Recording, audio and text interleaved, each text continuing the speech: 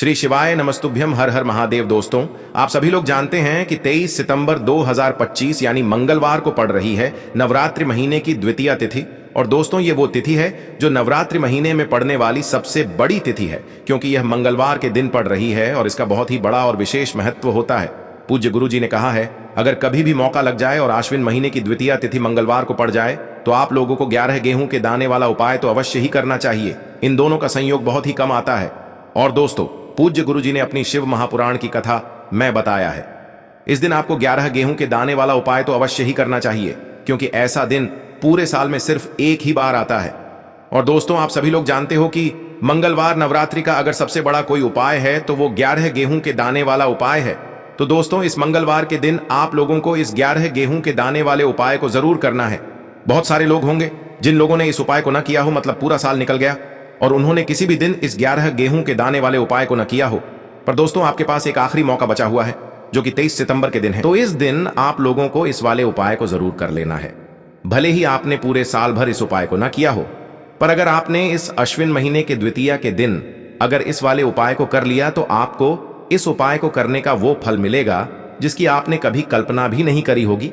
इसीलिए आप लोग इस वाले उपाय को एक बार जरूर कर लेना, ताकि आप लोगों के हाथ से यह मौका ना जा सके और आपको इस उपाय को करने का फल मिल सके।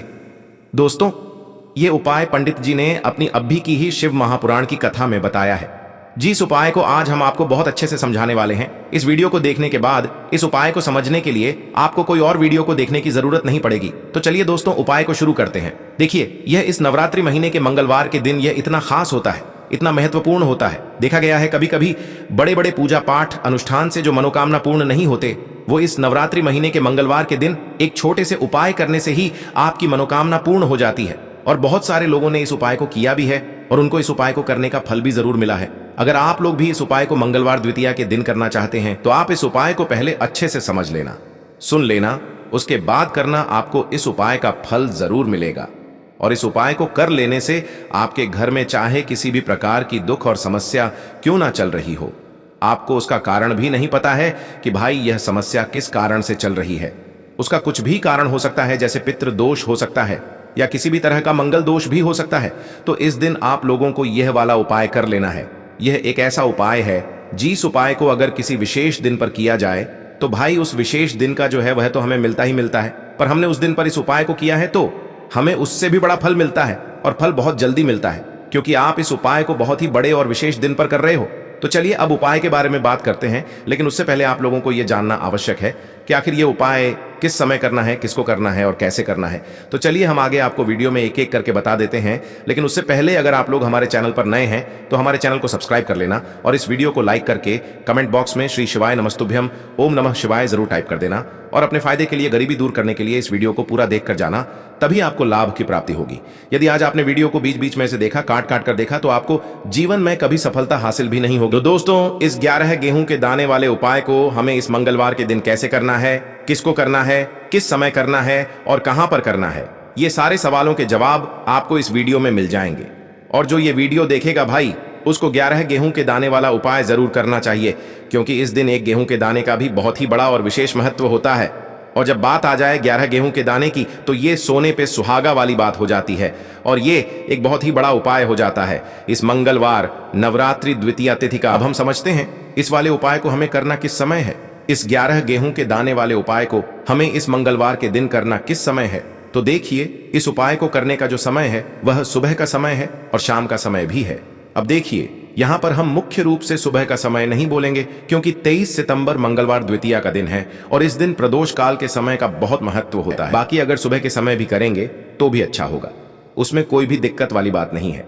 तो चलिए जानते हैं इस विशेष उपाय के बारे में। लेकिन उससे पहले एक प्रार्थना, अगर आप इस चैनल पर नए हैं तो आप इस वीडियो को लाइक करें, चैनल को सब्सक्राइब करें और कमेंट बॉक्स में आप अपनी राशि या अपना नाम जरूर डाल दें, क्योंकि हम राशि से जुड़ा भाग्य भी बताते हैं और भाग्य में चल रही परेशानियों को दूर करने के लिए वह आसान से आसान उपाय भी बताते हैं।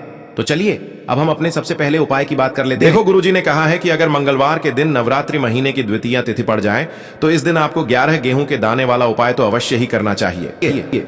देखो, यह उपाय यदि आपके जीवन में कर्जा बहुत अधिक है, आपके जीवन में संकट बहुत अधिक रहते हैं, आपके ऊपर बहुत अधिक विपदा आ रही है, बार बार आपको अपने व्यापार में और अपने धन में हानि देखने को मिल रही है, यानी कि आपको प्रत्येक कार्य में हानि हो रही है, तो आपको यह उपाय करना चाहिए।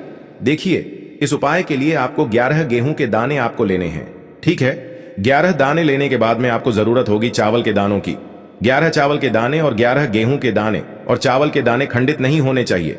अब आप कहोगे भैया गेहूं कहां से लेने हैं? देखो, आपको किसी भी किराना स्टोर पर गेहूं के दाने आपको आसानी से मिल जाएंगे, जाकर ले लेना। ठीक है ना? 11 गेहूं, 11 चावल के दाने लेने हैं। साथ ही साथ आपको एक तांबे का लोटा लेना है और उस तांबे के लोटे में आपको जल भरना है। जल आपका खुद के घर का होना चाहिए, मंदिर का नहीं होगा। अब आप ये सब सामग्री लेकर पहुंच जाओगे महादेव के शिवलिंग के पास में। शाम के टाइम पे प्रदोष काल में देखो, जब आप ये उपाय कर रहे हो तो अपना फेस रखना उत्तर दिशा, नॉर्थ डायरेक्शन की तरफ।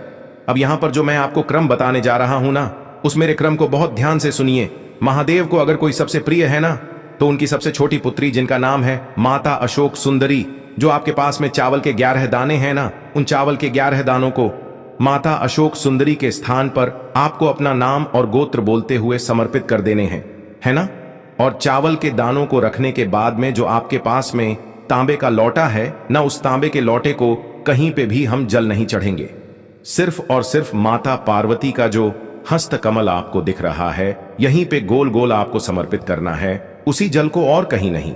ना तो माता अशोक सुंदरी के स्थान पर, ना तो शिवलिंग के ऊपर, सिर्फ आपको यहाँ पे गोल गोल जलाधारी पर आपको उस जल को समर्पित करना है। अब आपके पास में बचे हुए हैं 11 गेहूं के दाने और बचे हैं। उन्हीं 11 गेहूं के दाने को आपको अपनी मनोकामना, अपने विशेष कहते हुए महादेव के शिवलिंग के ऊपर अगर आप मंगलवार के दिन प्रदोष काल में समर्पित कर देते हैं, तो आपकी जो भी मनोकामनाएं होंगी, जो भी विश होंगी, महादेव पूरी जरूर करते हैं। अन्न को समर्पण करने से, उस खासकर गेहूं को समर्पण करने से हमारी इच्छाएं पूरी होती हैं। और अगर वह दिन, तो इससे सुंदर संयोग कुछ भी नहीं हो सकता। आपकी इच्छाओं को पूरा करने के लिए बहुत स्पेशल, बहुत प्यारा सा उपाय आप सभी को जरूर करना है। ध्यान में रखिएगा, यह उपाय प्रदोष काल में करना है। देखो, गुरु जी ने कहा है भगवान शिव के शिवलिंग पर 33 कोटि देवी देवताओं का वास होता है। अगर हम शिवलिंग के सामने कुछ भी उपाय करते हैं तो हमारे सभी देवी देवता हमसे खुश हो जाते हैं। यह उपाय आपको अवश्य करना है। देखो, सुबह के टाइम नहीं कर सकते, ठीक है? अब बात करते हैं अगले उपाय की। देखिए, इस उपाय के लिए आपको मात्र 1 लौंग का जोड़ा लेना है, यानी कि 2 फूल वाली लौंग लेनी है। साथ में आपको मात्र थोड़ा सा शहद लेना होगा और इसी के साथ में आपको तांबे के पात्र के अंदर शुद्ध जल लेना होगा। अब देखिए, इन सभी सामग्रियों को लेकर के आपको भगवान शिव के मंदिर में पहुंच जाना है। देखें, ये उपाय आप सुबह से लेकर शाम तक कर सकते हैं। तो वो सबसे पहले तो आपके पास जो 2 फूल वाली लौंग हैं, उन्हें आपको शहद के अंदर अच्छे से डुबोना है, यानी कि दोनों लौंग पर आपको अच्छे से शहद का लेपन कर देना है। अब आपको जो आपके पास 1 लोटा जल है, सबसे पहले तो उसे शिवलिंग पर धीरे धीरे समर्पित करना है और श्री शिवाय नमस्तुभ्यम इस मंत्र का जाप करते हुए समर्पित कर देना है। अब आपके पास जो 2 फूल वाली लौंग है, शहद से उसे आपको शिवलिंग पर अर्पित करना है और आपको प्रार्थना करनी है कि जीवन में जो रोग की स्थिति है वे समाप्त हो, जीवन के जो संकट और समस्याएं हैं वह सभी समाप्त हो, जीवन से जो कर्ज की समस्या है वह समाप्त हो। इस प्रकार से प्रार्थना करते हुए यह जो 2 फूल वाली लौंग ही शहद संयुक्त, इससे आपको शिवलिंग पर अर्पित कर देनी है। आपकी जो भी समस्या होगी इस मंगलवार के दिन अवश्य ही समाप्त हो जाएगी। तो इस प्रकार से आपको पहला उपाय करना है। अब हम बात कर लेते हैं दूसरे उपाय के बारे में। देखो, यह उपाय आपके लिए सर्वश्रेष्ठ होने वाला है। देखिए, इस उपाय के लिए आपको मात्र 5 हरे मूंग के दाने आपको साबुत लेने हैं, खंडित नहीं होने चाहिए। इस बात का ध्यान रखें। और इसी के साथ मैं आपको एक तांबे के पात्र के अंदर अपने घर से शुद्ध जल ले लेना है। अब दोस्तों, इन सभी सामग्रियों को लेकर के आपको सीधे पहुंच जाना है भगवान शिव के मंदिर में। देखिए, इस उपाय को भी आप सुबह भी कर सकते हैं और शाम के समय में भी कर सकते हैं। देखिए, भगवान शिव के मंदिर में पहुंचने के बाद आपके पास जो 5 हरे मूंग हैं, उनमें से पहला जो हरा मूंग है आपको शिवलिंग के सामने जो नंदी महाराज होते हैं और उनका जो पैर उठा हुआ होता है, वहां पर आपको पहला हरा मूंग समर्पित कर देना है और आपको ओम नमः शिवाय इस मंत्र का जाप कर लेना है। फिर आपको दूसरा हरा मूंग लेना है और शिवलिंग पर जो श्री गणेश जी वाला स्थान होता है, वहां पर आपको यह दूसरा हरा मूंग समर्पित कर देना है, यानी कि शिवलिंग के सीधे तरफ आपको ये दूसरा हरा मूंग समर्पित करना है। और फिर आपको ओम नम शिवाय या फिर श्री गणेशाय नम इस मंत्र का जाप कर लेना है। तीसरा हरा मूंग का दान आपको भगवान शिव की सबसे प्रिय पुत्री माता अशोक सुंदरी वाले स्थान पर समर्पित करना होगा। शिवलिंग की जो जलाधारी होती है, जहां से जल बह करके आता है, उसी जलाधारी के बीच में जो कहीं कहीं उठी हुई लाइन होती है सांप की आकृति के रूप में, वहीं पर आपको तीसरा हरा मूंग समर्पित करना है और फिर आपको ओम नमः शिवाय इस मंत्र का जाप कर लेना है। अब दोस्तों, चौथा जो हरा मूंग है उसे आपको भगवान कार्तिकेय जी का जो स्थान होता है शिवलिंग पर, वहां पर आपको ये चौथा हरा मूंग का दाना समर्पित कर देना है और आपको ओम नमः शिवाय इस मंत्र का जाप कर लेना है। अब दोस्तों, आपके पास जो पांचवा और अंतिम हरा मूंग बचा हुआ है, उससे आपको उससे जल के पात्र के अंदर डाल देना है और इस हरे मूंग से युक्त जल से आपको भगवान शिव के शिवलिंग का अभिषेक कर देना है। जल आपको बिल्कुल धीरे धीरे समर्पित करते जाना है और लगातार आपको शिव महापुराण के मूल मंत्र श्री शिवाय नमस्तुभ्यम इस मंत्र का जाप करते रहना है। फिर आपको शिवलिंग के सामने बैठकर, यदि आप अपने बच्चों के लिए ये उपाय कर रहे हैं, यदि आप अपने बच्चों की बुद्धि ज्ञान और विवेक के लिए उपाय कर रहे हैं, तो उसके लिए आपको प्रार्थना कर लेनी है, या फिर व्यापार में वृद्धि करने के लिए ये उपाय कर रहे हैं तो उसकी कामना करते हुए आपको प्रार्थना कर लेनी है, या फिर अपनी नौकरी के लिए कर रहे हैं, या फिर अपने इंटरव्यू के लिए, या फिर धन की प्राप्ति के लिए कर रहे हैं। जिस भी कामना के लिए आप उपाय कर रहे हैं, उसे परिपूर्ण करने के लिए आपको महादेव से प्रार्थना कर लेनी है और फिर आपको वापस अपने घर आ जाना है।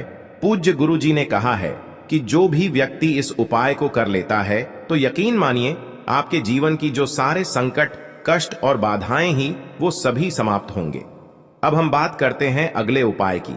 इस उपाय के लिए आपको एक दीपक लेना है।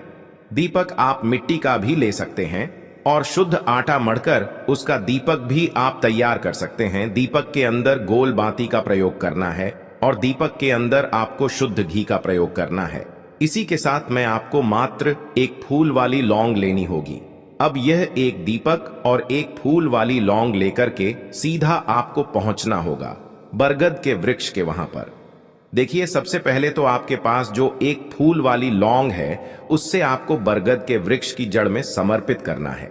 देखिए, अगर आपके जीवन में कोई भी बड़ा संकट आने वाला है, कोई भी बड़ा कष्ट आने वाला है, तो वह इस उपाय के माध्यम से दूर होने वाला है।